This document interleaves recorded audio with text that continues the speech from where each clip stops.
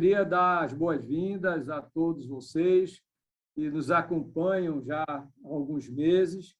Entramos agora na 16ª aula, né, do curso de Políticas Públicas e Qualidade da Educação, um curso que nós homenageamos o nosso querido, saudoso físico brasileiro, Sérgio Mascarenhas, né? E hoje, para dar continuidade às nossas atividades, eu tenho um prazer muito grande de convidar e de apresentar a professora Cláudia Souza Passador, da USP de Ribeirão Preto. Eu vou apresentar rapidamente a Cláudia, que tem sido uma grande colaboradora da Cátedra Sérgio Henrique Ferreira. Quero aqui registrar os meus agradecimentos à Cláudia, já de antemão, não só pela aula, mas pelas suas inúmeras contribuições à Cátedra, né? E vou passar agora a apresentar a Cláudia. Ela é graduada em Ciências Sociais pela USP e em Comunicação Social pela Universidade Metodista. Tem mestrado em Administração Pública e Governo pela FGV e doutorado em Educação pela USP e livre docência em Administração Pública pela USP. Ela foi prefeita do campus Ribeirão Preto, da USP. Eu acho que quando cheguei aí em Ribeirão, você era prefeita ainda, não era, Cláudia? Era. Isso, me lembro. Atualmente, a Cláudia é docente do Departamento de Administração da Faculdade de Economia, Administração e Contabilidade de Ribeirão Preto, da USP, e coordenadora do Grupo de Política de Pesquisa na Engenharia Pública do Instituto de Estudos Avançados de Ribeirão Preto. É ainda integrante do Conselho de Coordenação, né, da nossa cátedra, né, e também faz parte da Cátedra Alfredo Boss da Educação Básica do Instituto de Estudos Avançados da USP de São Paulo, que é coordenada pelo amigo Naumar, que também vai estar conosco dando uma aula. Na penúltima aula vai ser do Naumar, né? A Cláudia tem experiência na área de administração pública, com ênfase em avaliação das políticas públicas. Então, Cláudia, é um prazer enorme estar com você, recebê-la aqui no nosso curso, lhe agradecer de antemão pela sua disponibilidade e tenho agora a satisfação de passar a palavra para você. Obrigada. Obrigada, professor. É uma honra poder integrar aí, né, o corpo docente do curso organizado pela cátedra. A minha fala de hoje é um pouco do resumo sobre esse pensar na educação no campo, no Brasil, do ponto de vista da gestão pública, né? Então, como o professor Mozart estava ressaltando, eu sou coordenadora desse centro de estudos, que é um centro de pesquisa do IEA, e a gente trabalha com avaliação de políticas públicas. E uma coisa que o professor Mozart sempre ressalta é a gestão pública baseada em evidências, né? Então, eu também penso a educação no campo a partir dos dados da educação no campo no Brasil. A aula de hoje, ela é um pouco dessa discussão, mas antes disso, uma discussão sobre o que é o Brasil e aonde que está a questão da educação no campo. Ou melhor, por que a questão da educação no campo é tão recente, né? Por que ela aparece só praticamente no final do século formalmente e ganha aí agenda nas políticas públicas nesse século? Então, tudo isso faz parte um pouco desse contexto da formação do Brasil. Isso aqui é uma foto que eu tirei, um pé de andiroba, né? Que é uma classe multisseriada na região do bioma da Caatinga, próximo a Juazeiro e Petrolina, né? E é uma sala de aula de uma pesquisa que eu fui fazer em 2015. Então, olhem as condições. Eu fiquei muito impressionada, porque para mim parecia coisa de literatura, aquela imagem, né, de literatura do início do século, e quando você se encontra, né, nesse contexto, é uma coisa muito impressionante. Eu já estudava a educação no campo, me apaixonei na educação no campo quando eu era pesquisadora do Centro de Pesquisa em Gestão Pública e Cidadania da Fundação Getúlio Vargas, que era patrocinado pela Fundação Ford. Era um centro de pesquisa que pensava inovação no setor público. E eu fui ver uma experiência do estado do Paraná com pedagogia de alternância. Na época, eu estava fazendo meu doutorado e acabei mudando o tema do meu doutorado. Quem me orientava era o Pedro Jacobi, para a questão da educação no campo. E mesmo assim, no Paraná, não tinha nada parecido com isso que eu encontrei nessa região, né?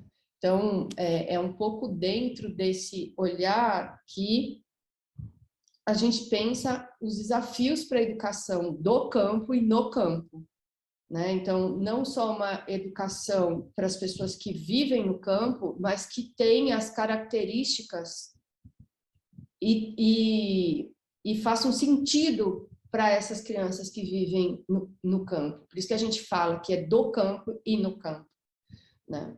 Então, esse mini curso, a ideia é fazer uma discussão sobre o cenário dessas políticas públicas federais, né, para a educação no campo, identificando aí os principais atores e os processos de colaboração estabelecidos também no que envolve pedagogia de alternância.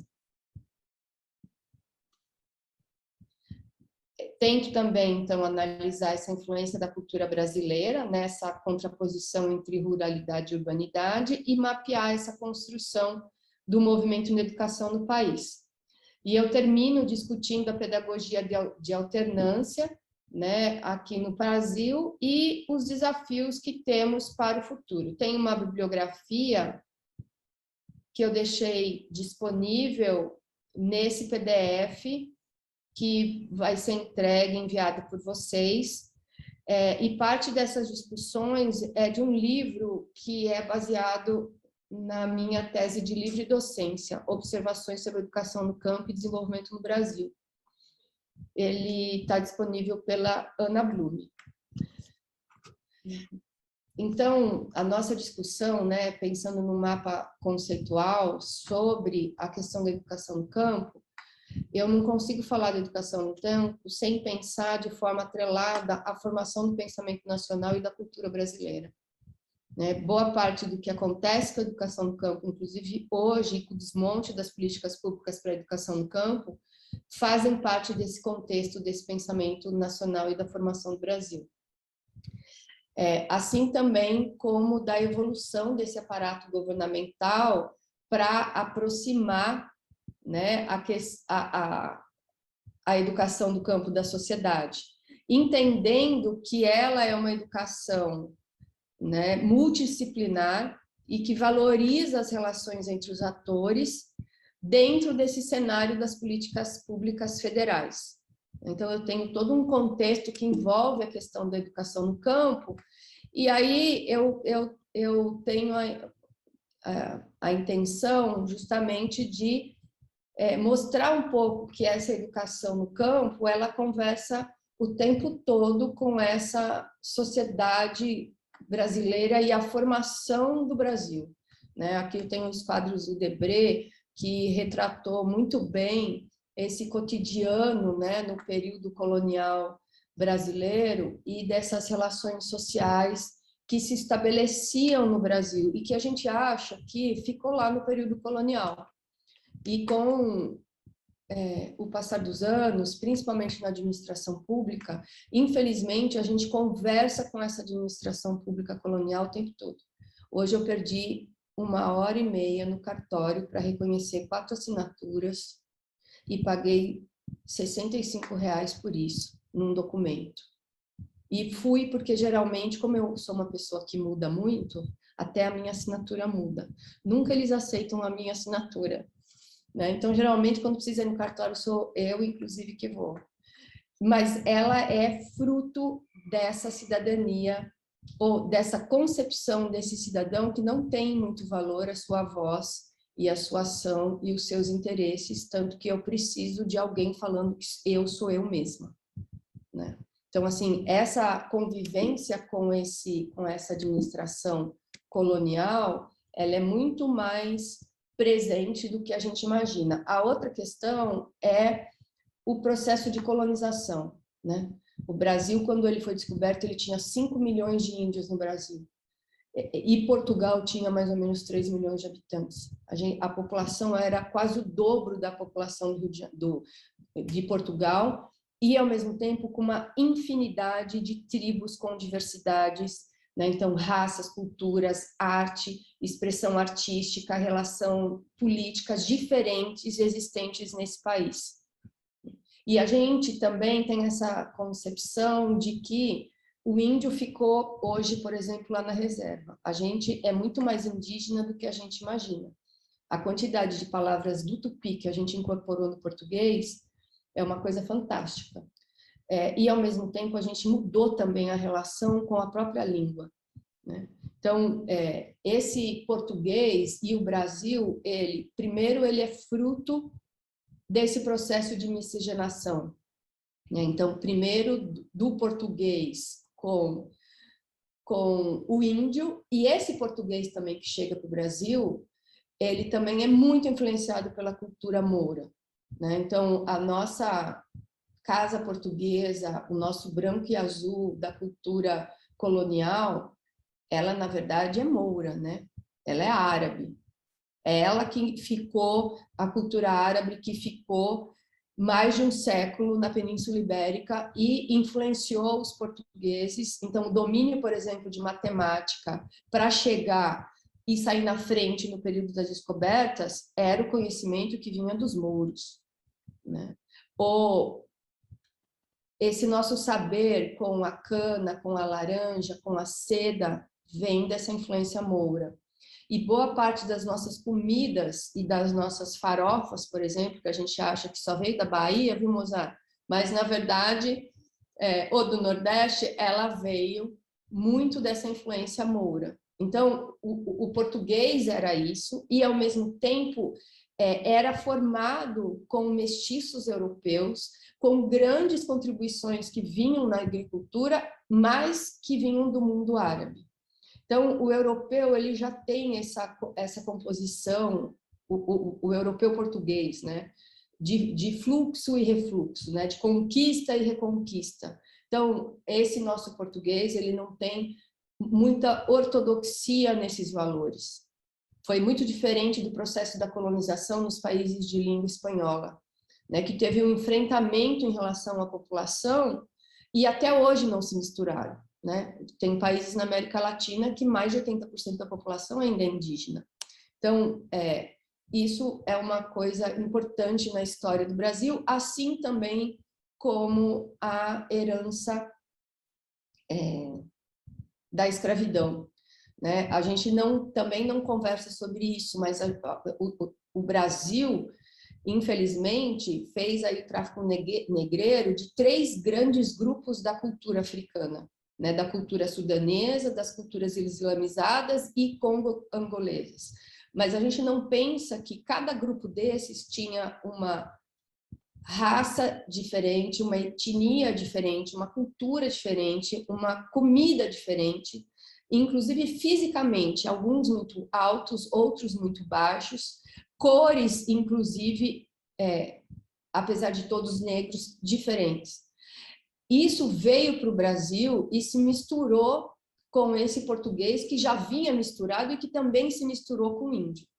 Então, assim, esse processo de miscigenação, ele vai ser importante porque ele vai conviver também com esse período colonial, né? Então, aonde eu tenho o grande proprietário dirigindo e dominando, com uma autoridade pública fraca e distante, a igreja também dependendo do grande proprietário de terras, né? E aí se institui a ideia da Casa Grande Senzala, né? E com pequenas diferenças na região. Então, assim, o Brasil, até o início do século XX, é um país agrário, onde o Estado estava principalmente no controle de fronteiras, no controle do território. Eu gosto muito de um historiador, o José Murilo de Carvalho, que fala que a formação da alma do brasileiro não é premiada pela ideia de cidadania. E essa cidadania, ela é recente, praticamente ela chega na Constituição de 88. Né? Então, assim, a história do Brasil, ela não é composta de direitos, de representação, de promoção de igualdade, de políticas públicas inclusivas, né? De geração de oportunidades, nem no setor privado. Né? Então, isso é uma característica importante que vai estar presente na sociedade hoje e vai explicar um pouco dessa nossa realidade. Isso muda um pouco com a vinda da família real para o Brasil. Então, né, eles fogem, né, do Napoleão, saem falidos aqui de Lisboa e vão se instalar, né, Recife, Salvador e depois no Rio de Janeiro. A gente não lembra aqui, ou não pensa, tem vários autores revisitando, né, esse nosso passado colonial. Tem um grande amigo, Jurandir Malherbe, que também é historiador, e fala justamente sobre esses efeitos. Né? Então, gosto muito do filme, para quem não viu, tem disponível aí em streams e YouTube, o filme Carlota Joaquina, que faz de uma forma meio escancarada, mas mostra um pouco dessas relações e das trocas de favores e do impacto que foi a chegada da família real para o Brasil. Né? O lado bom é que essas pessoas queriam consumir cultura, estavam acostumados com a Europa, né? Então, o Brasil ele acabou ganhando algumas questões importantes, por exemplo, os teatros, a ideia das praças, dos jardins, do Jardim Botânico do Rio de Janeiro, né? Essa configuração da matriz das praças, dos parques, vem com a família real. Essa ideia da Biblioteca Nacional e, principalmente, a questão das artes, né? De pintores que vieram para pintar, né? Essa família real, inclusive a posse, né? Por exemplo, de Dom Pedro I, e que não foram embora, e que formaram uma escola de artistas aqui no Brasil. Então, essa Casa França-Brasil, a Escola de Belas Artes, toda a questão das artes vem muito influenciada por esse período colonial, né? E que deixa uma herança importante, porque ela vai conseguir observar que, por isso que eu trouxe os quadros de Debré, essa riqueza dessa sociedade que tinha aparecido até o que surge naquele momento. Do outro lado, o Caio Prado Júnior vai também ressaltar que essa administração pública no período colonial, né, ela ignorava as separações das funções e dos poderes estatais, bem como dessas relações jurídicas, né? A delegação, por exemplo, de poder do rei nasce muito mais a divisão de função do que de fato as funções que essas pessoas exerciam.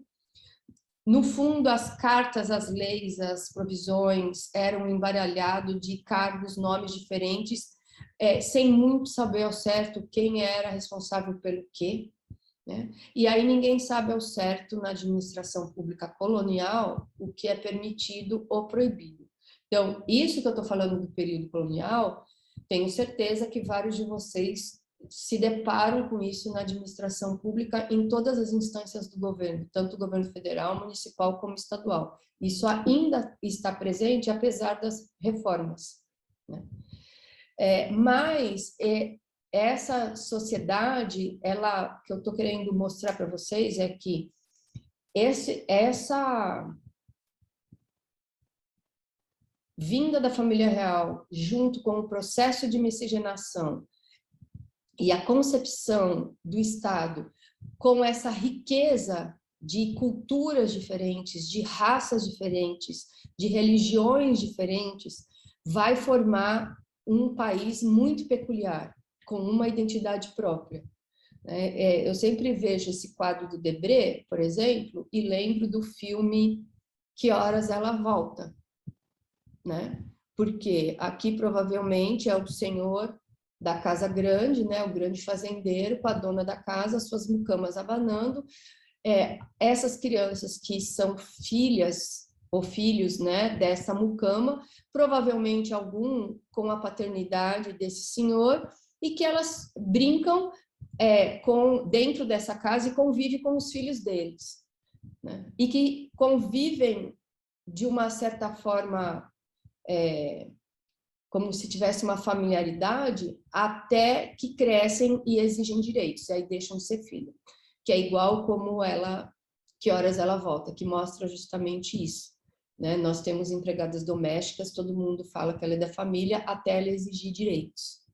Então, essa sociedade que é muito peculiar, muito baseada no patrimônio privado, na confusão do patrimônio privado com o patrimônio público, né?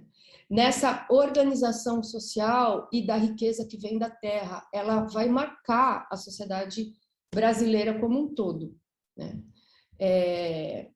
Tanto Caio Prado Júnior, Sérgio Buarque de Holanda, Raimundo Faoro, vão falar desses fatores que vão caracterizar a sociedade brasileira.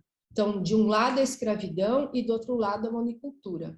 E a virilidade desses senhores somente no sexo, né? Então, assim, o que importa no Brasil é o acúmulo de riqueza, não é o acúmulo de conhecimento. A virilidade, ela nunca foi intelectual. E como ela nunca foi intelectual, a educação também fica em segundo plano. E dentro desse contexto, a educação que é para pequenas propriedades, ela destoa justamente de toda a configuração da economia nacional, que é justamente promotora da monocultura. Então, de um lado eu tenho o patriarcado, do outro lado eu tenho essa confusão, né? A confusão com o bem público é porque no Brasil o bem público, a gente não tem essa concepção de o bem público e de cidadania. Então, o que está no espaço público é de ninguém. Então, se é de ninguém, eu posso me apropriar. E isso gerou sérias distorções na sociedade brasileira, né? Que a gente chama aí de patrimonialismo e dessa manutenção desse patriarcado. Então, dentro desse contexto, primeiro que eu não reconheço toda a riqueza que foi trazida pelos negros e pelos índios e depois pelos imigrantes para a nossa cultura. Os negros que chegaram aqui no Brasil, por exemplo, a gente vende essa imagem que eles estavam correndo pela África, na savana, no meio dos bichos. Não, boa parte, por exemplo, do domínio que a gente tem do ferro, ou da odontologia, toda a parte do início da medicina aqui no Brasil, uma boa parte também esteve presente e veio com essa população negra. Ou então, esse quadro aqui do Debré, quando a família real chega no Brasil, a gente já tinha uma nobreza negra, alforriada, né? Que era, por exemplo, toda a linhagem do rei do Congo. Então, essa riqueza, a gente não conta com ela na história, né? Mas, ao mesmo tempo, a gente percebe o quê? Que o Brasil tem uma identidade própria, né? A história brasileira ela é feita sem ruptura significativa com a orientação que vem da colônia, mas, no fundo, o Brasil tem uma identidade própria, porque no começo do século, vários pensadores ficaram discutindo, mas o que é o Brasil? Né? O Brasil é uma junção, replica, na verdade, a colônia replica o pensamento e a sociedade portuguesa? Não, por tudo isso que eu falei até agora, a gente percebe que o Brasil é muito mais do que isso. O Brasil, ele se apropriou de todas essas culturas e fez com que aparecesse uma sociedade baseada, então, numa economia de monocultura e numa estrutura social que naturalizou o processo de desigualdade. Nesse contexto que nasce, ou melhor, que não nasce a educação no campo. O lado bom dessa história, nem tudo é ruim, né, gente?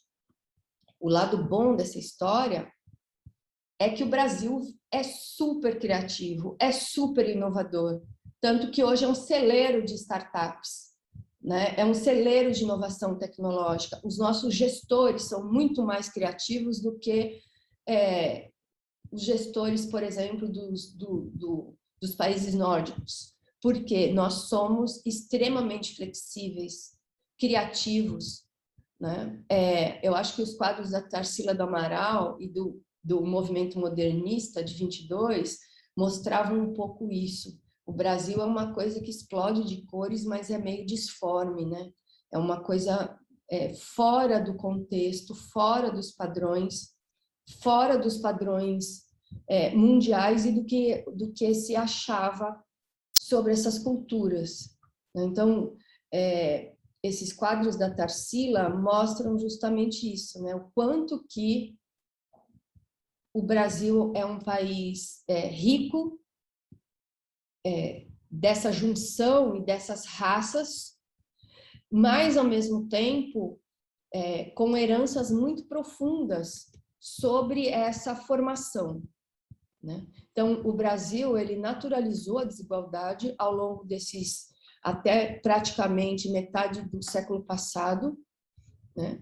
O desenvolvimento é pensado apenas como tecnologia, com uma forte influência positivista, né? A gente pega essa noção do Comte de evolução como se fosse no sentido evolucionista da história, dos mais evoluídos, dos menos evoluídos para mais evoluídos, e a gente elege algumas categorias como se fosse detentoras de poder para gerar essa evolução.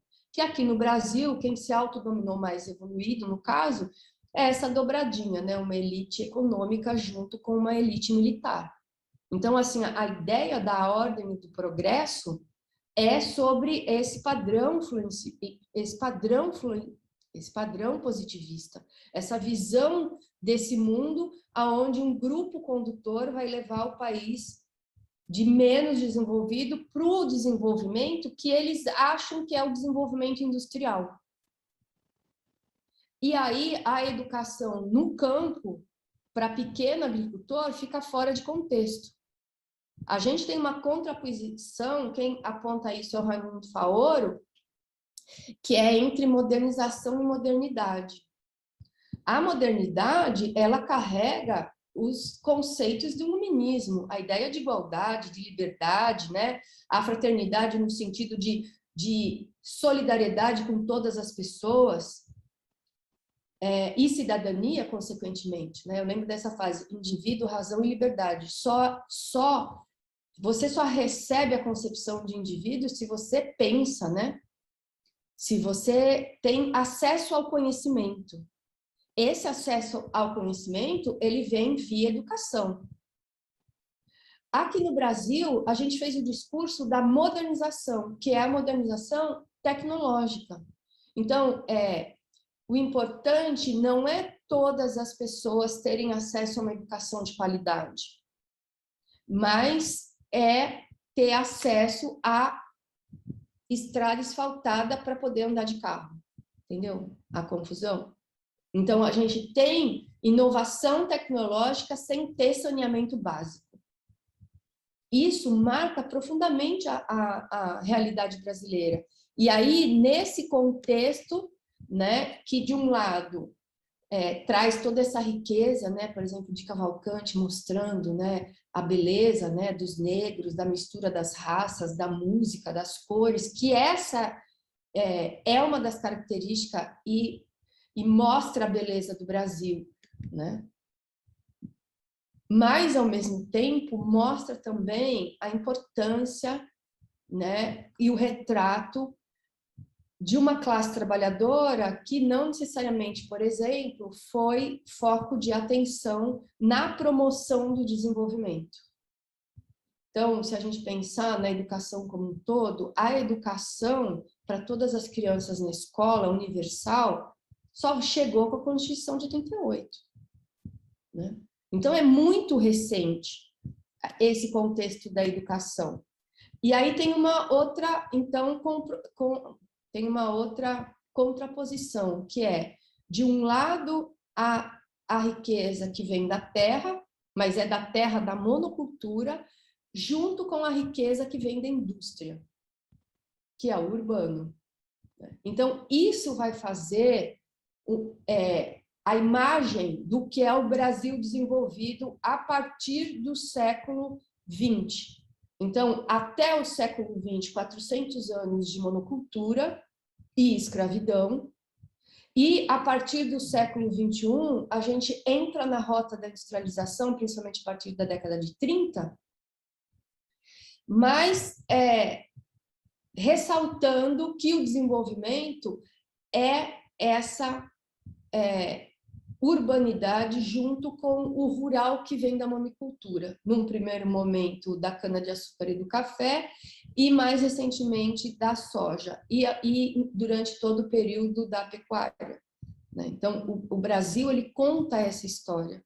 E dentro, então, desse contexto e dessa visão de que o desenvolvimento era a monocultura e a riqueza que vinha da indústria, não tem espaço para a educação no campo, entendeu? Então, assim, eu gosto de falar sobre isso porque aqui, quando a gente pensava em educação rural, eu pensava na formação da mão de obra para o mercado de trabalho. Então, era do colégio agrícola, o colégio agrícola que ia formar técnicos para quem ia trabalhar em grandes propriedades. Não era para agricultura familiar. Né? Então, essa ideia... Ai, peraí. Deixa eu voltar ali que eu pulei. Essa ideia de que a educação como direito para os cidadãos em áreas rurais, a educação do campo e no campo, isso é do final do século XX.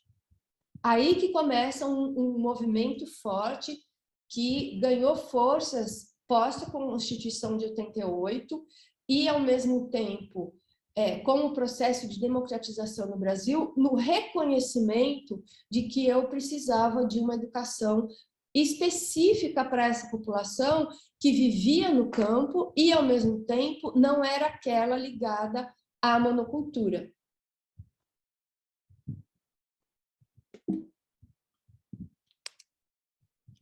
Pulei de novo.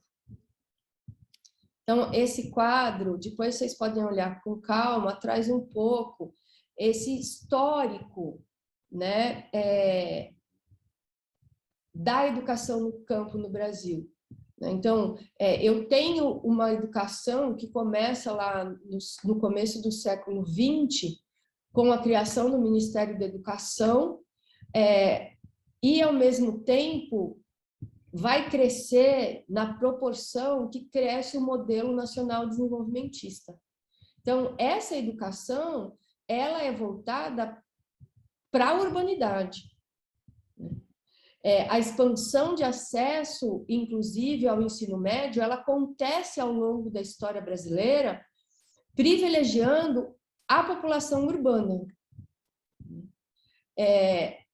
A ideia da educação rural, ela nasce dentro desse estímulo para o desenvolvimento econômico. Né?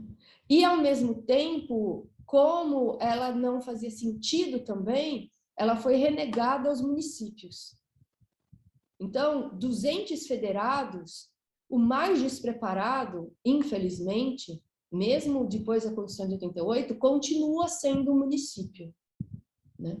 As escolas eram vinculadas às municipalidades e desconsiderava que as prefeituras municipais não tinham recursos humanos e nem financeiros para estruturar essa educação rural, que nem chamava educação no campo, chamava educação rural. Né? Isso é uma questão importante.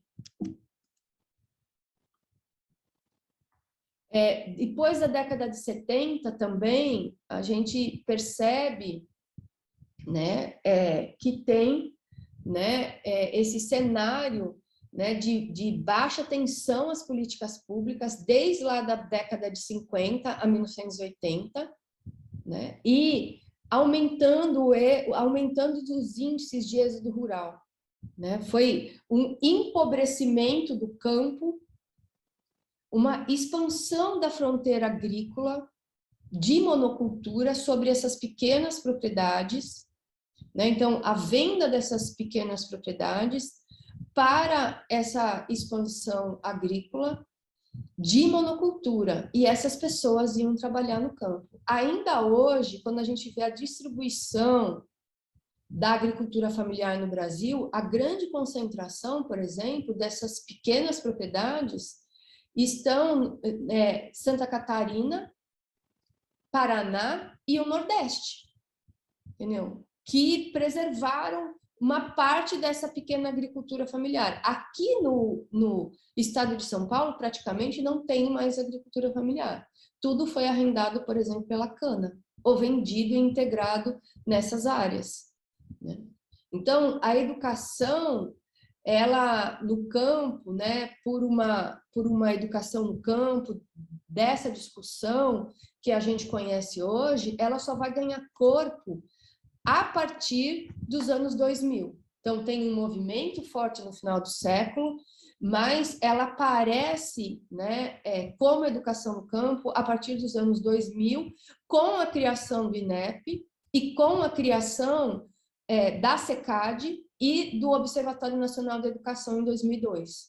Aí aparece essa incorporação do modo de vida no campo, como uma cultura própria, com organização própria de política, com uma pedagogia própria, né? Se a gente pensar nessa educação do campo ao longo da história, eu estou citando aqui uma tese que eu orientei, da Luna Ferola, tem um histórico, né, de desvalorização da política no campo, tem uma replicação do modelo educacional urbano. Eu tenho políticas específicas só a partir de 98, gente, 1998, entendeu? Eu tenho 500 anos de história, só pensaram em que eu preciso pensar na educação da criança que está lá, na educação básica da criança, em 98, tanto que, por causa disso, em 2015, eu acho aquela sala de aula que é um pé de andiroba, né? Mas a SECAD vai mudar um pouco essa orientação, e o Pronacampo, né, que era um programa guarda-chuva que integrava políticas e propunha políticas para as outras áreas relacionadas à educação. Então, os marcos do movimento de educação no campo é justamente a Constituição de 88, né, é a resolução do CNE que reconhece como modalidade do ensino em 2002, né? E aí entra, né, o reconhecimento em 2006, por exemplo, da pedagogia da alternância, que é uma das formas de se fazer educação num território de dimensões continentais, que é o Brasil, né? Ou a lei do Programa Nacional de Educação na reforma agrária. Então, assim, são políticas importantes, né, inclusive envolvendo, por exemplo, o Fundeb, né, para pensar essa educação no país. E, ao mesmo tempo, só depois de 2015 que se regulamenta a matrícula em instituições comunitárias do campo através da pedagogia da alternância, porque nem reconhecida como escola era reconhecido no sentido de transformar essas atividades em ensino básico, no ensino fundamental e médio, né? Então, é muito recente essa incorporação da educação no campo, né? Mas, de fato, a Secretaria da Educação, né, a SECAD, que é a Educação Continuada, Alfabetização, Diversidade e Inclusão, que vai pensar não só na educação no campo, mas nos ribeirinhos, nos indígenas e nos quilombolas,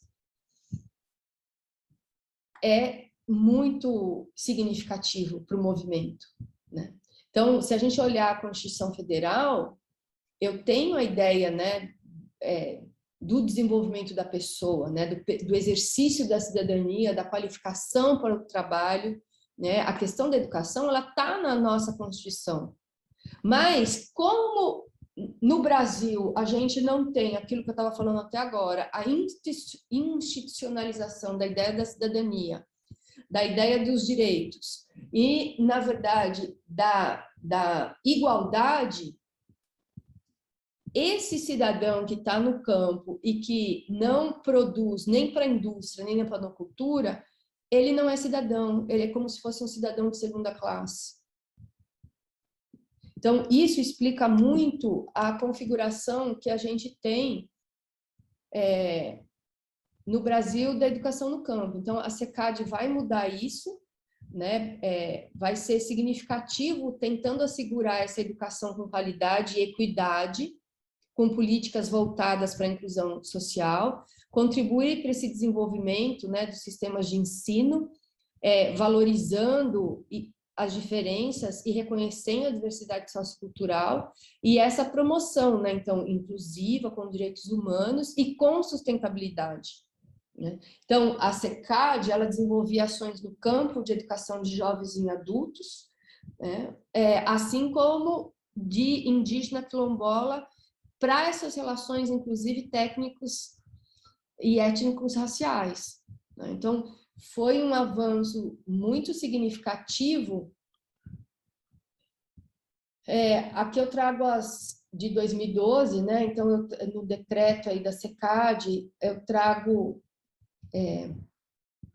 essas atribuições, depois vocês podem olhar com calma, mas é sempre pensando, né, nessa ideia de você ter a implementação de políticas para essa educação do campo, no campo, e também dessa população que não faz parte do quê? Não faz parte dessa urbanidade ou desse projeto de desenvolvimento ou da agricultura de commodity, entendeu? Então, mas isso só, né, em 2012. E, ao mesmo tempo, tentando promover essa implementação de técnica, né, e financeira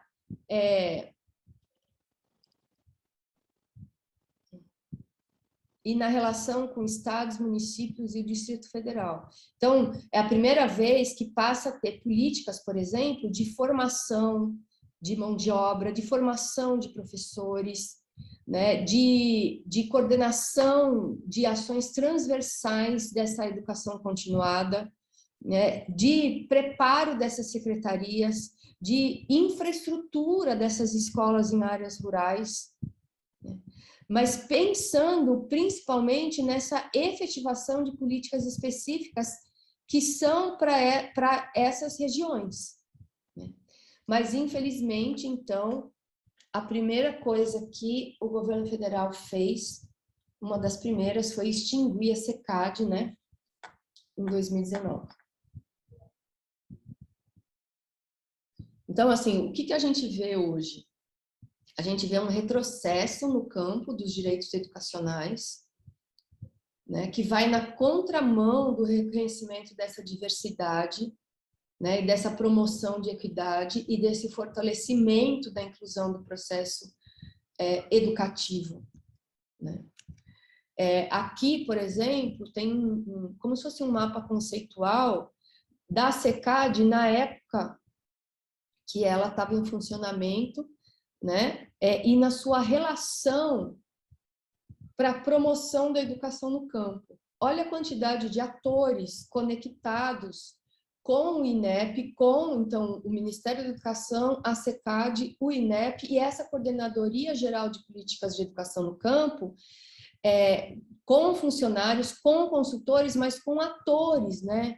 Então, a gente sempre fala, por exemplo, na educação na Undime, né? A gente fala do CONSED, a gente fala dessa frente parlamentar que representava a educação no campo. Então, assim, tinha uma mobilização dentro dos ministérios, tinha uma conversa com os órgãos dos ministérios, então, da cultura, do MDA, né? Ou do INCRA, junto com as universidades, promovendo, por exemplo, nas universidades, promovendo, por exemplo, editais para pensar ações para a educação no campo. Eu fiquei de 2000 2005, acho que foi 2005, até o último edital que teve no Observatório Nacional da Educação, fazendo projetos envolvendo a educação, né? E principalmente a educação no campo. Então, assim, era uma promoção de saberes e de estudos e de processos de avaliação, inclusive usando os dados na educação do campo. Com várias políticas, né? Eu trago alguma delas aqui, olha, o Projovem Campo, que é os Saberes da Terra, né? Que era justamente para levar acesso à educação para aqueles que não concluíram o ensino fundamental, e os agricultores recebiam uma bolsa até de R$ 1.200 por um ano, né? Cumprindo, desde que cumprisse a frequência nessas escolas, né? Dentro desse sistema de alternância que eu vou falar no final. Né? Ou a rede de educação para a diversidade, que era a formação de docentes e educadores para trabalhar no campo. Gente, se eu não tenho nenhuma familiaridade, nenhuma sensibilidade, se eu não reconheço, não entendo dessas relações, como eu posso ter uma aula de qualidade se eu não tenho nenhuma formação específica para isso? Se eu nunca vi um chuchu na frente, entendeu? Se eu não sei do plantio, se eu não sei do ciclo de plantação, se eu não sei da colheita. Então, inclusive isso foi reconhecido, o calendário escolar, pela primeira vez foi feito a partir do ciclo das colheitas, que é essencial. Época de colheita, filho de agricultor não vai para a escola, vai ajudar o pai a colher. É básico, entendeu? Os educadores, o Procampo de educadores para o ensino fundamental e médio também, né? Então, implementando recursos regulares e licenciaturas para a educação no campo, que é uma coisa muito importante, né? E, ao mesmo tempo, livros didáticos específicos para a área rural e para a construção dessas escolas, para não ter aquela escola lá no pé de Andiroba. Então, com classes muito seriadas, mas com material pedagógico específico para essas classes e com programas específicos para comunidades rurais.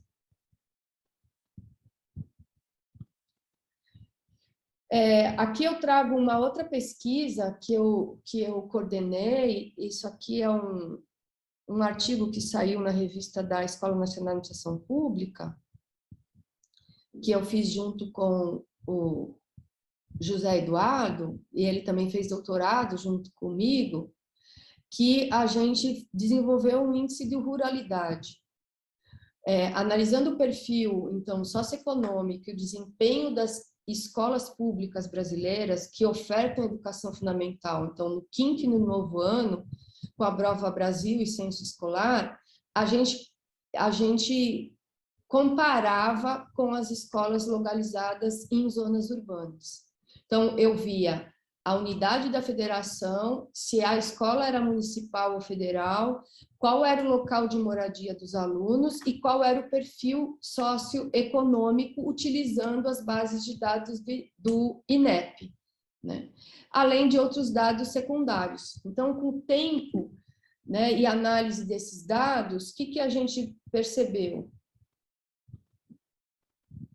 Aqui tem uma caracterização assim do que a gente usou na pesquisa, né? Então, do censo escolar eu peguei as escolas, a localização, as turmas, as matrículas, a dependência, o local de moradia e a idade dos alunos. Do SAEB, eu peguei, né, no estado de São Paulo, peguei a nota dos alunos nas provas de língua portuguesa e matemática. E também as condições socioeconômicas da Prova Brasil. E do IDEB, a taxa de aprovação, de reprovação e a taxa de abandono. Então, assim, é um pouco dessa tentativa de pensar a educação com base em evidências, que é o quê? Os dados que o INEP fornecia. E aí a gente percebeu que, por exemplo, em Minas, né, das pesquisas que a gente realizou em Minas, de 853 cidades mineiras, 704 têm menos de 5.000 habitantes. E todas essas cidades, elas vivem de atividades rurais. mas as escolas estão classificadas como urbanas. Então, a gente foi percebendo que, primeiro, essa discussão foi feita pelo economista José L. da Veiga e a gente levou isso para a educação. O Brasil também tem um equívoco, né? Ele se vê como um país industrializado, se vê como um país de cidades e grandes cidades. O Brasil é um país de cidades pequenas que vivem de atividades rurais com menos de 10 mil habitantes. Isso é o Brasil. E toda a educação no Brasil, ela é pensada para grandes centros urbanos, né? Ou pelo menos para cidades de porte médio, que tem uma economia diversificada. Então, isso é uma das questões. Ao mesmo tempo, a gente viu, fica evidenciado na estatística, que o melhor desempenho é sempre das crianças que vivem em escolas urbanas e estaduais. As escolas municipais sempre vão pior e, ao mesmo tempo, os alunos que vivem na área rural, mas que estudam nessas escolas que são chamadas de urbanas, sempre o desempenho dele em matemática e em português é comprometido. Entendeu?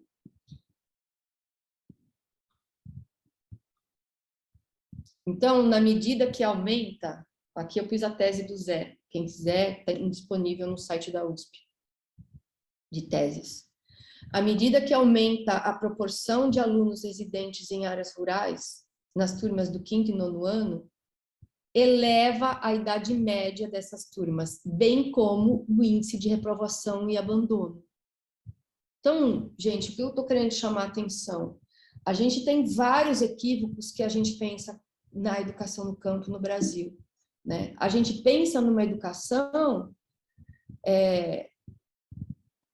para um país, né, que no fundo não existe de fato, né? Todos os indicadores, eles são comprometidos dos alunos que vivem em área rural. E à medida que aumenta o nível de ruralidade da escola, então, quanto mais alunos que vêm da área rural, piora o desempenho em todos os indicadores. Que eu acho que é uma informação muito séria, né, para se pensar a educação. Então, assim, você querer pensar e arrumar a educação significa também pensar sobre isso. Não tem como melhorar a educação básica no Brasil se eu não levar em conta que eu tenho escolas urbanas com acentuada participação de alunos procedentes de zonas rurais e que o desempenho dessas instituições vem sendo comprometido pela forma como se estrutura a educação básica no país. E, ao mesmo tempo, né, embora nos últimos 20 anos a educação no campo tenha aumentado consideravelmente a oferta, né, existe uma situação mista que, na maior parte das vezes, é tratada só como educação urbana. A gente desconsidera esse aluno que vem dessa escola rural. Então, a gente tem uma queda acentuada, eu vou correr aqui para terminar, né, no desempenho desses alunos, e sempre esses alunos que têm que se deslocar, né, então, da área rural para a cidade, que tem longos percursos entre o local de moradia, do trabalho e da escola, e, ao mesmo tempo, com essa dissonância, porque reconhecer o ciclo de colheita é só para as escolas de alternância, essas especificamente rurais. Esses alunos que vivem em escolas urbanas, mas que moram em áreas rurais, eles não têm reconhecido esse ciclo de produção no calendário escolar. Então, o que eu tenho? Então, em outras palavras, eu tenho um país que vive de atividades rurais, formado por pequenos municípios, de alunos que vivem em áreas rurais, que quando conseguem vão estudar em escolas urbanas, e nessas escolas urbanas o desempenho desse aluno é sempre comprometido e acompanhado de altos índices de evasão, repetência e distorção de idade séria.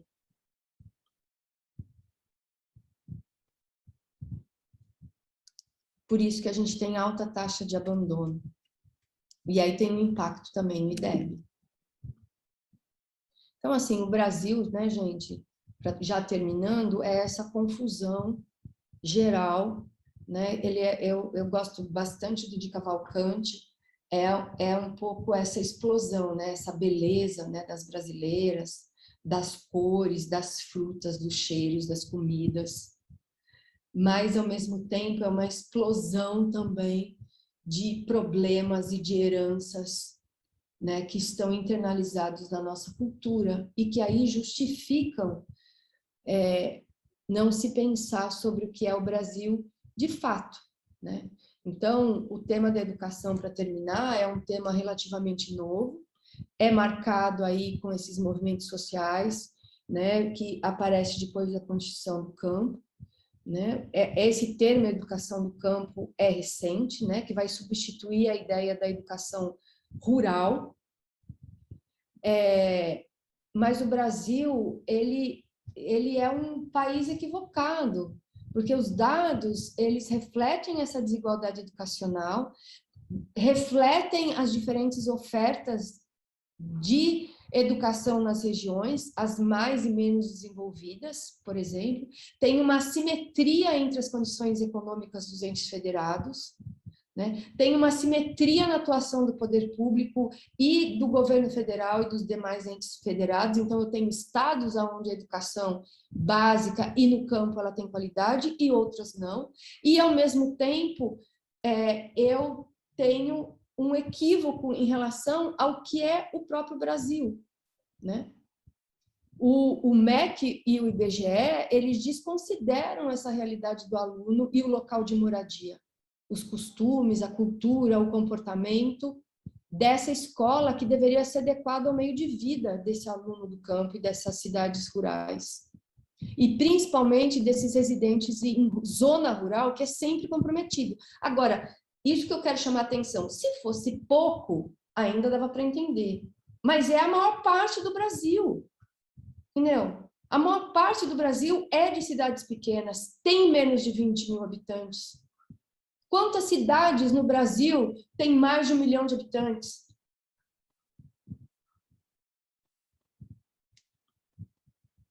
Então, o Estado brasileiro acaba oferecendo uma política pública de educação fundamental para um país que não existe de fato. Essa é a minha tese.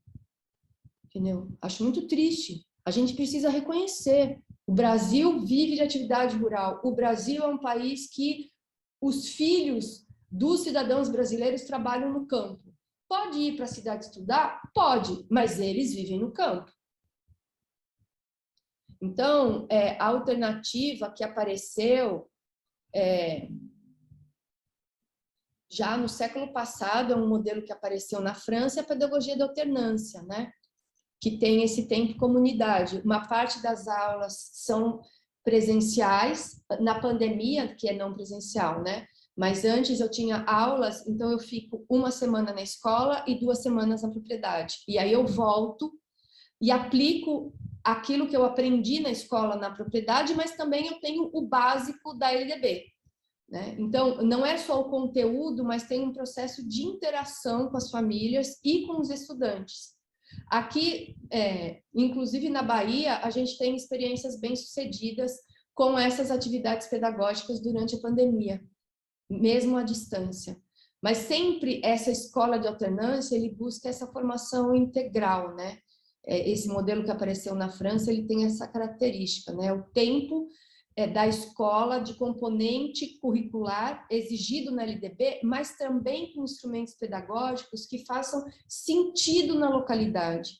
E quando você aplica isso na escola, você faz aquele aluno achar que é importante, e é mesmo, aquilo que ele está produzindo. E ele passa a ter orgulho daquilo que ele faz. E aí ele deixa de querer ir para o grande centro urbano, né? Então, a Escola Familiar Agrícola, que é as EFAS, tem várias organizações, inclusive não governamentais no Brasil, que cuidam da pedagogia de alternância, como a Casa Familiar Rural, né? Então, eu tenho instituições que pensam sobre esses trabalhadores rurais, mas pensando no quê? No desenvolvimento local.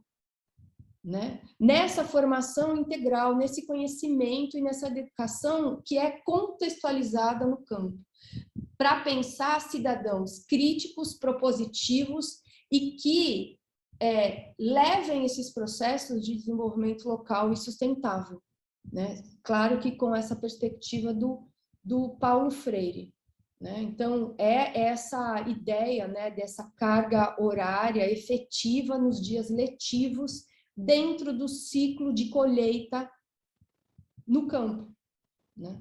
Então, isso é uma experiência que tem hoje em 20 estados brasileiros, né? Mas, infelizmente, o orçamento que era de 70 milhões em 2008, no auge aí da SECAD, caiu para 12 milhões em 2019. Eu não tenho dados ainda de 2020.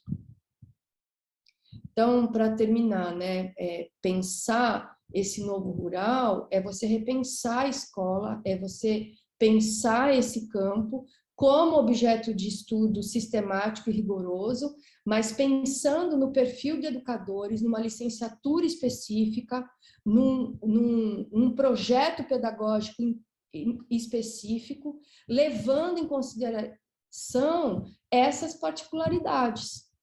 Aí sim eu vou ter uma educação no campo de qualidade.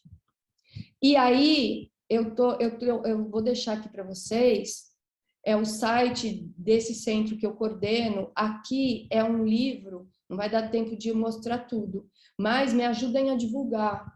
Isso aqui é uma parceria que eu fiz com a Faculdade de Direito e ele tem vários podcasts, ele tem mais de 30 podcasts, ele tem mais de 30 cartazes e infográficos que é sobre direito e cidadania no campo. É um e-book e é disponível gratuito para baixar.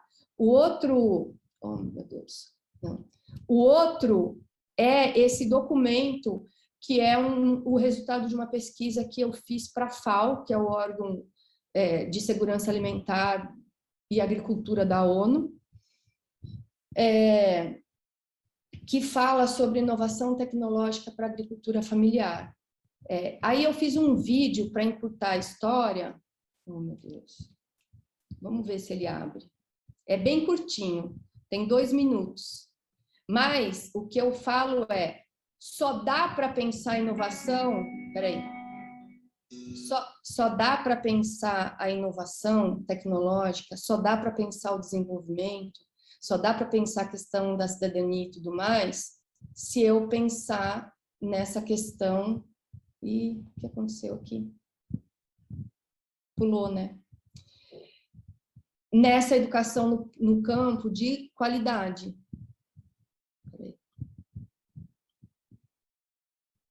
E agora me atrapalhei aqui. Eu acho que foi por um final, Cláudia, o vídeo.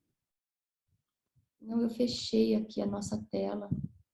Você fechou e tá ali para o acesso à sala. Vocês estão me vendo?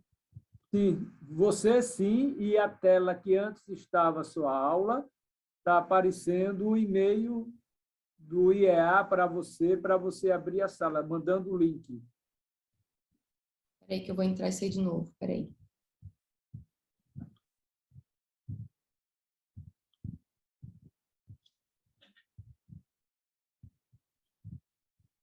Não, eu acho que não é isso, não. Vocês estão vendo a minha tela? Sim, a tela... Você me ouve? Sim. Ah, voltei. Agora. Agora.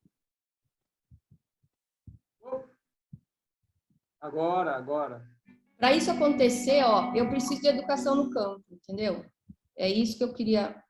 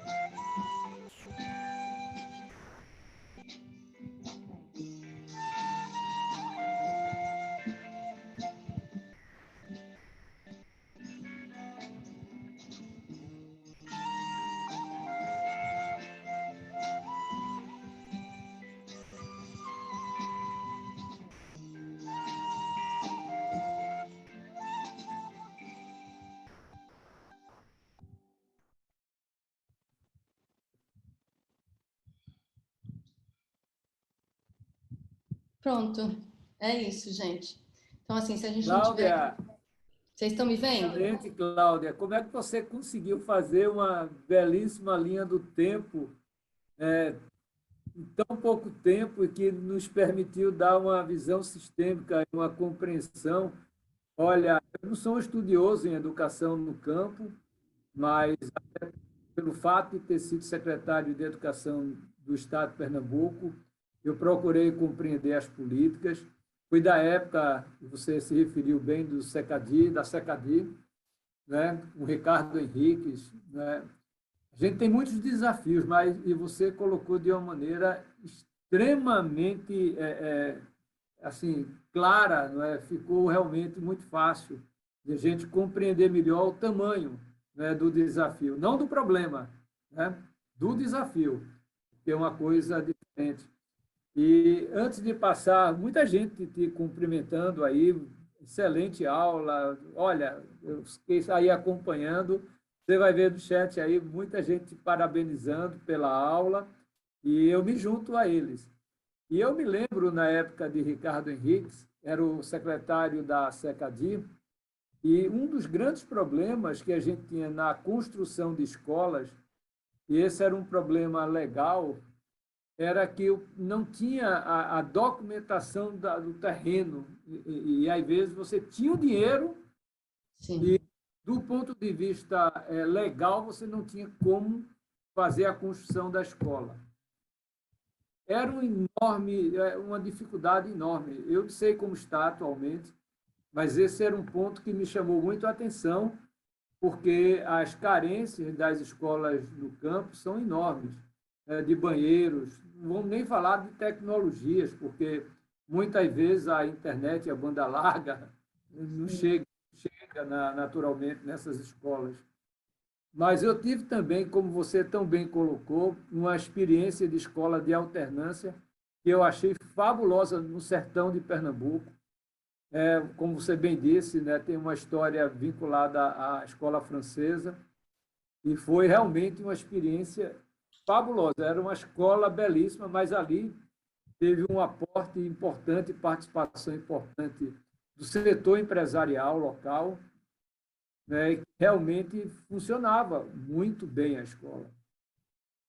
E aí tem também alguns pontos que alguns colegas que acompanharam sua aula, que eles traduzem no seguinte aspecto, né? A gente, às vezes, faz processo de seleção de professores. Às vezes, a gente faz para a rede. E aí a rede, como você tão bem colocou, sempre tem uma influência muito grande da área urbana. Sim. O livro didático, a escolha do livro didático, PNLD, muitas vezes não dialoga com a realidade da escola no campo. E, às vezes, o aluno que está lá na área rural, no campo, ele termina tendo acesso a questões que não dialogam com a sua realidade. E isso eu percebia, muitas vezes, um certo desalento e desmotivação, Sim. porque terminava sem compreender a sua realidade local e coisas que ele nunca teve acesso, e de repente era um desafio a mais para esse estudante. Né? Sem falar nas classes seriadas, né? Que no campo, muitas vezes a gente se deparava com essa situação, que você tinha aluno do segundo, terceiro, quarto, quinto ano na mesma sala, era por isso chamado sala seriada, né? E a pergunta que o pessoal está fazendo é se, primeiro, esse processo seletivo de professores, a própria avaliação, aí está o Atanassi, tem, eu vou dizer daqui a pouco o nome deles, dos que perguntaram, né? Se isso não deveria ser repensado sobre uma outra ótica. Sim. Processo de seleção de professores, avaliação, livro didático, porque são realidades muito distintas. E termina a parte urbana engolindo a parte rural nesse contexto do campo. Né? Sim.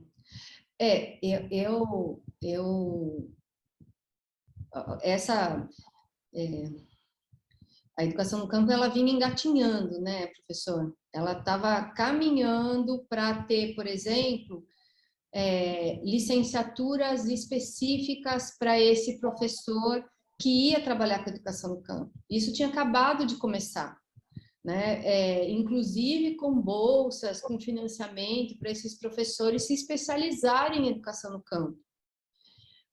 Assim também como políticas voltadas para a geração de livros didáticos específicos também. Então, assim, essas demandas, elas estavam começando a ser estruturadas no país.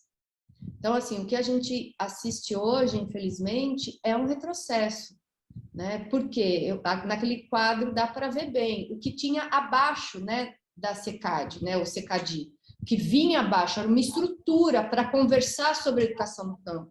Então, tinha a gente sempre fala em gestão pública no ciclo de políticas públicas, né? Então, agenda, implementação, avaliação, monitoramento e extinção. O assunto educação no campo estava na agenda das políticas públicas no país e estava na agenda do MEC. Quando extinguiram a SECAD, extinguiram o item da agenda do próprio MEC, entendeu? E, ao mesmo tempo, da mídia como um todo, né? Então, assim, não é mais um assunto que é debatido, é um assunto que está pouco em evidência. E, ao mesmo tempo, das políticas que restaram, cortaram o orçamento. Então, assim, eu acredito que se esse governo não for reeleito, a gente pode trabalhar com a perspectiva da retomada disso que foi destruído nos últimos 4 anos, né? Quer dizer, até o final do ano que vem. A pandemia, teve algumas coisas que a pandemia favoreceu, que é, por exemplo, a destruição de tudo, né? Então, assim, a pandemia segurou um pouco a desarticulação de várias frentes de vários ministérios, né? Porque concentrou muitos esforços no combate à pandemia, né? Mas, no fundo, eu também percebo que uma estratégia do atual governo não é acabar com a política, é não dar orçamento. Porque quando você extingue de vez, sai na mídia, vai ter manifestação. Agora, quando não dá o orçamento, então, e ao mesmo tempo não dá informação, né? A gente não tem mais transparência. Todos os dados de tudo e das políticas ficavam abertos. Eu lembro que eu ia no MEC, a gente saía de lá com um CD-ROM ou com um pendrive, com os microdados. Então, as informações recentes sobre essas políticas não tem. Você tem que pedir formalmente, né, no MEC, nesse portal que eles têm um sistema novo de informação, mas eu já pedi tem mais de 1 ano e eu não recebi nada até agora, né? Então, também a falta de transparência no setor público também é uma das formas, né, de atuação, né? Mas nós não tem governo que é para sempre, né? Então, eu acho que uma hora acaba, e tem um movimento forte, né, Mozart, que você faz parte da sociedade civil, né? Eu fico feliz de poder trazer o assunto na cátedra e nesse curso, né? E levei o assunto também para a cátedra em São Paulo, então está na agenda também na cátedra, né? Na Alfredo Bose, como na Sérgio Ferreira, para a gente pensar, né? E colocar na mídia a questão da educação no campo, porque se ninguém retomar no ciclo de políticas públicas, não vão ter mais políticas implementadas e orçamento para a área. Perfeito. Eu acho que você deu uma ideia agora. Essas questões elas foram principalmente colocadas pelo Atanásio Demetrios, que é lá de Recife, pela Aline Bruno, né? E também colocou essa questão, eu tentei sintetizar, né? E tem uma pergunta que é do Atanásio. Ele coloca, eu vou apenas falar, ele diz, por que o CKD, né, não foi, entre aspas, protegido pelo CNE? Pobre do CNE, Atanásio, não tem como a gente proteger o CKD, porque, como é uma unidade do MEC, faz parte do organograma, quem define o organograma, né, de cada poder executivo é a pasta específica. Então, cabe ao ministro e, naturalmente, à estrutura de governo pensar, a partir de suas prioridades, foi isso que a Cláudia colocou, e eu também concordo plenamente, ao esquecer das minorias, da educação no campo, educação indígena, quilombolas, né? Isso é uma política que está em curso, infelizmente, no atual momento, né? E o CNE ele não tem esse poder enquanto a questão cercadia. Agora, era o que eu ia dizendo. Cláudia me alertou para um ponto quando você coloca que as cátedras estão tentando procurar fazer esse papel da sociedade civil organizada em prol de um tema que é relevante para um país verdadeiramente equânime, não é justo para todos, mas eu acho que eu poderia também levar isso, o tema educação no campo e o debate, aí sim, para dentro do Conselho Nacional de Educação. Então, eu, pelo menos, saio daqui hoje, Cláudia, um pouco com esse dever de casa e talvez olhar mais para a educação no campo, no âmbito do CNE. Não da unidade. Poderia ser o nome CKD, poderia ser qualquer outro nome, né? O importante era que tivesse, de fato, dentro do organograma do Ministério, a clara convicção da importância e do valor da educação no campo, quilombolas, indígenas, né? O que realmente a gente não vem observando. Mas eu, pelo menos, vou levar esse tema para uma sessão do Conselho Nacional.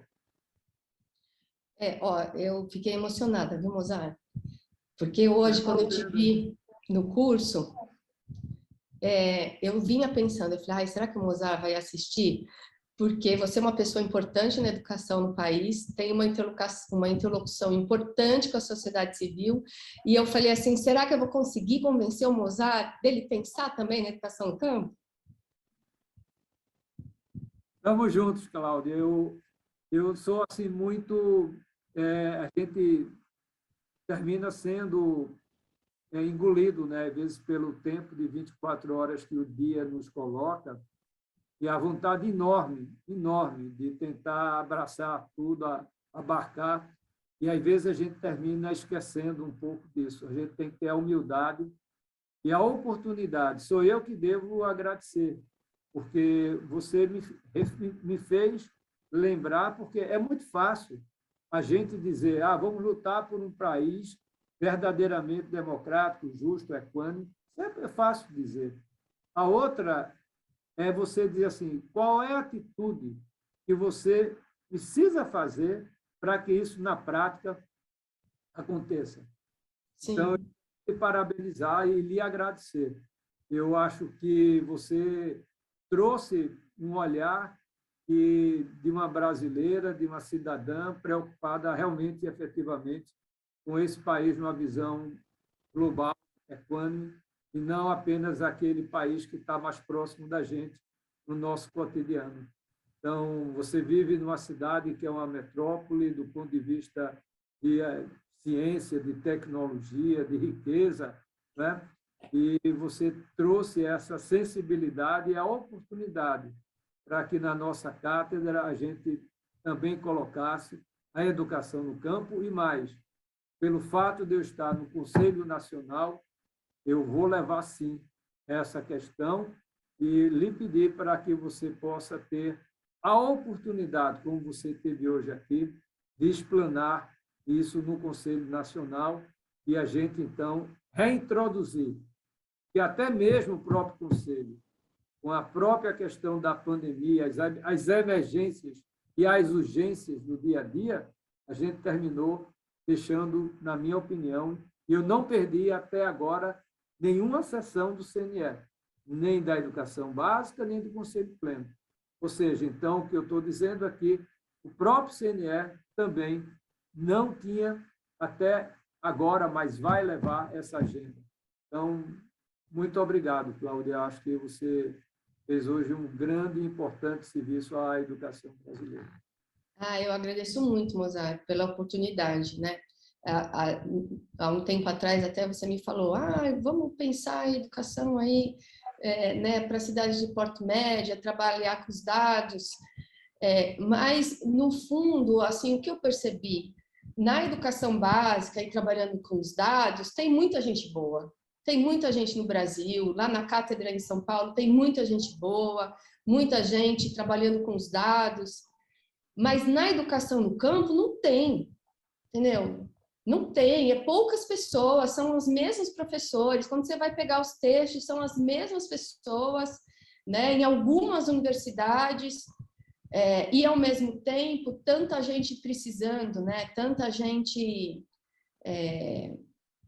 conversando com esse tema, né, e ele é tão essencial, a gente fala, né, o tempo todo do agropop, né? O Brasil é o país do agropop, mas o agropop é de commodities, entendeu? E o agro que produz, ainda hoje, esses brasileiros que a gente está falando, eles produzem 70% do que a gente come. O agropop produz soja para exportação para gerar ração, entendeu? E quando muito, o nosso café e o etanol. Esse é o agro da exportação. Mas, assim, essas pessoas ainda conseguiram sobreviver a todos esses dilemas e tudo que aconteceu nos últimos anos, e estão sofrendo agora o impacto da mudança climática. Ontem eu fui comprar meus legumes orgânicos direto do produtor, né? Tem um produtor que toda semana eu vou encontrar com ele, que vem aqui da região de Cajuru, e na semana retrasada ele não tinha aparecido. Eu falei, nossa, mas você não apareceu? Ele sempre é constante. Aí ele falou assim, pois é, né? Tá muito difícil para a gente, porque primeiro eu sofri a geada, que teve muito frio nessa região, que não é frio, não é frio, né? Depois eu tive a seca, ficou muito tempo sem chover aqui na região. E agora, quando a chuva chegou, inundou tudo. Entendeu? E aí, os filhos dele estavam dentro do carro, eu fiquei pensando, onde será que estudam essas crianças? Né? Com certeza numa escola equivocada. Então, essas pessoas, elas ainda produzem o que a gente come. Né? O Brasil, economicamente, ele tem uma política macroeconômica no atual governo que favorece a exportação de grãos e a importação de produtos industrializados. Na verdade, essa é a lógica. E favorece o empreendedorismo de serviços. Nós éramos um país exportador de grãos e sem incentivo da indústria na década de 30 do século passado. A gente está voltando a ser isso. A gente virou uma economia financeira, né, de capital financeiro e exportador de grãos. Ponto. Se essa economia ou essa macropolítica ela gera exclusão, se ela piora a pobreza, principalmente a pobreza no campo e as desigualdades, não é uma questão para o governo federal. Não é uma questão para essa política macroeconômica, né? Então, mais do que nunca, essa população que ainda hoje produz o que a gente come, precisa estar na mídia, precisa estar na agenda. O Brasil do agronegócio, ele ocupa o maior percentual de terras e gera economicamente muita riqueza, mas é com pouca mão de obra e com a renda muito concentrada, né? Então, a gente precisa reformular, né? Quem sabe a gente tenha um país aí que no futuro, que também é um discurso que eu faço, viu, Mozart? A gente precisa repensar esse discurso do agronegócio e desse de commodity versus agricultura familiar. Por isso que eu trouxe a questão da inovação tecnológica. Esses dois universos têm que conversar. Não é interessante para larga escala, para monocultura, produzir mandioquinha, entendeu? Mas eles também vão comer, precisam comer. Então, assim, a gente também precisa promover um discurso de inovação tecnológica para a agricultura familiar e uma conversa que não seja essa dicotomia, né? Então, assim, no agronegócio, eu só tenho monocultor, explorador, escravagista, e do lado da agricultura familiar, eu só tenho comunista, baderneiro, sabe? Esses dois discursos, eles estão ultrapassados, né? A gente precisa ter uma nova agenda, ter uma nova postura e trazer a universidade para conversar essas agendas e repensar esse país. Porque esse país é um país essencialmente agrário, ainda hoje, né? Bom, excelente, Cláudia. Eu quero muito, em nome da cátedra, Sérgio Henrique Ferreira, parabenizar, agradecer. E aqui, quando você falava agora já no final, você me fez lembrar de uma atitude que eu tomei quando secretário, que foi em relação à merenda. Então, quando eu cheguei na secretaria, a merenda era toda industrializada. Exatamente o que você diz, puxa vida, tem um produtor lá no campo que está produzindo ali, não precisava você estar precisando de tanto transporte para estar lá levando essa merenda 700, 800 quilômetros da capital, lá para o sertão de Pernambuco. Por que não utilizar a merenda, quer dizer, a alimentação produzida lá no campo pelo próprio, sabe, o homem do campo e ao mesmo tempo, dando sustentabilidade a essa agricultura familiar? Olha, eu venci a luta, mas eu fiquei com alguns cabelos brancos. É muito dinheiro envolvido, às vezes, na merenda, é muita gente que tem interesse, mas tive o apoio do governador, né, e foi fundamental para que a gente descentralizasse a merenda por regiões com base na agricultura familiar. Sim. E, portanto, a gente reduziu o gasto que eu tinha, um transporte para levar, e muitas vezes chegava o macarrão e não chegava o molho do macarrão, chegava a carne, mas não chegava o sal, e ali tudo sendo produzido ali no campo, com qualidade, enfim. Eu acho que o Brasil precisa aprender com o Brasil. A gente tem essa grande oportunidade. E a sua aula de hoje foi a aula, como a gente costuma dizer na universidade, uma aula magna, né? Cláudia, muito obrigado. Agradeço a todos que nos acompanharam, né? E vamos em frente.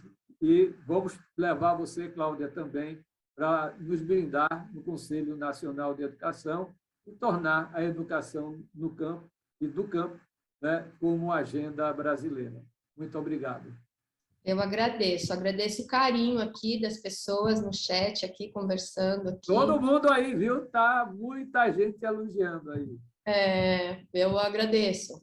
Faz bem, né? Para a gente se motivar, né, Mozart? De vez em quando precisa, né?